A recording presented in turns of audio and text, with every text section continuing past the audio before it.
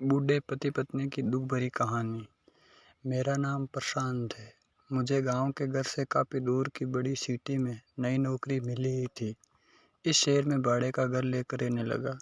पड़ोसी के तौर पर घर के सामने ही एक घर था जिसमें एक बुजुर्ग जोड़ा रहता था। दोनों बिल्कुल अकेले थे, मतलब ना कोई बेटा, ना बेटी, ना नाती और ना ही पोते, यानी कि संयुक्त परिवार नहीं था।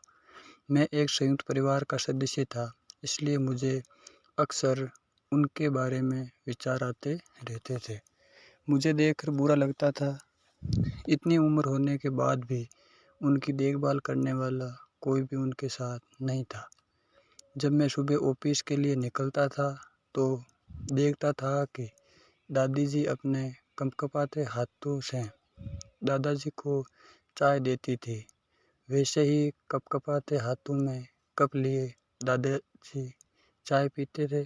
वहाँ पर रहते हुए कुछ दिन होने के बाद मुझे पता चला कि ये दोनों मिलजुल के धीरे धीरे घर के सारे काम करते थे।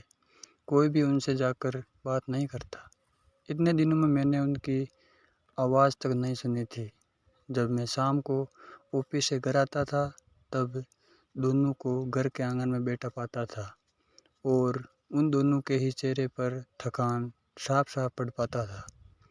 मेरा मन कई बार करता कि उनसे जाकर बात करूं, लेकिन फिर किसी वजह से मेरे पांव वहीं पर थम जाते।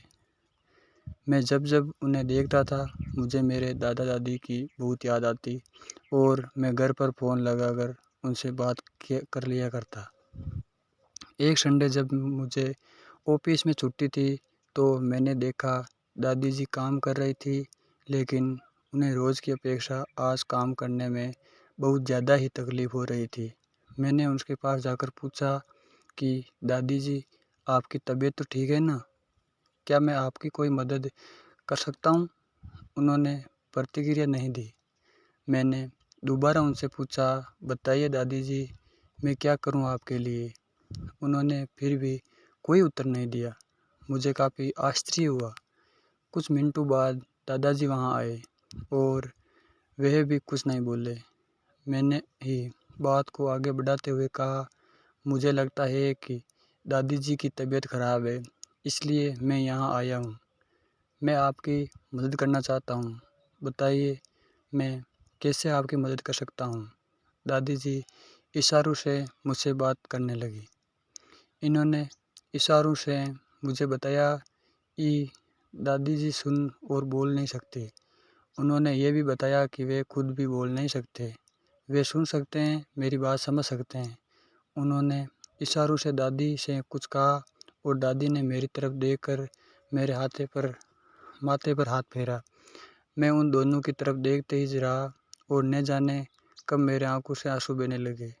उस दिन के बाद जब जब मुझे समय मिलता मैं उनके पास चला जाता। वे मुझ पर बहुत प्यार बरसाते।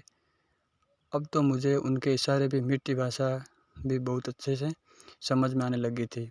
एक दिन मैंने दादाजी से पूछा कि वे अकेले क्यों रहते हैं? क्या उन्हें कोई औलाद नहीं है? दादी जी ने दादी को इशारे से समझाया कि मैंने उनसे क्या पूछा।